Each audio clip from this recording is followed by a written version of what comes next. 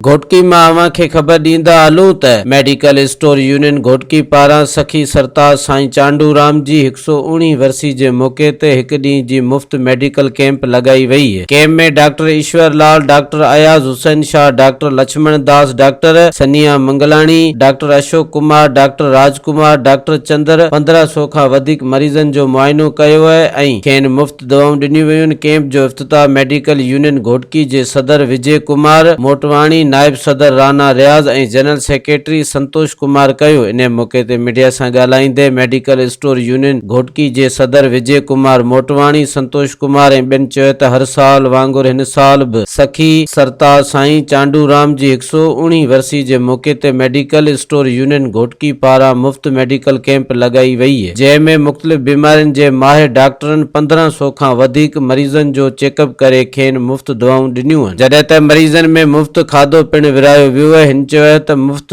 Medical camp लगाइण जो मक़सद घोटकी शहर जी अवाम खे सेहत जूं बुनियादी सहूलियतूं फराहम करण आहे। महांगाई ऐं गुर्बत ग़रीब माण्हुनि जी मुश्किलातनि में इज़ाफ़ो करे छॾियो है। इन करे हू पंहिंजे तबी मुआइनो करण खां क़ासिर आहिनि, जंहिंखे नज़र में रखंदे असां मेडिकल स्टोर यूनियन घोटकी जे तरफ़ां हिक ॾींहं जी मुफ़्त मेडिकल कैंप जो इनेकाद कयो वियो है। इन मौके ते मुकेश कुमार, कपिल कुमार, लकी राम ऐं ॿिया पिणु मौजूद हुआ। मज़ीद ख़बरनि ऐं तफ़सीलात लाइ विज़िट कयो असांजी वेबसाइट www.awamiNewsHD.com ऐं ॾिसंदा रहो अवामी न्यूज़ HD।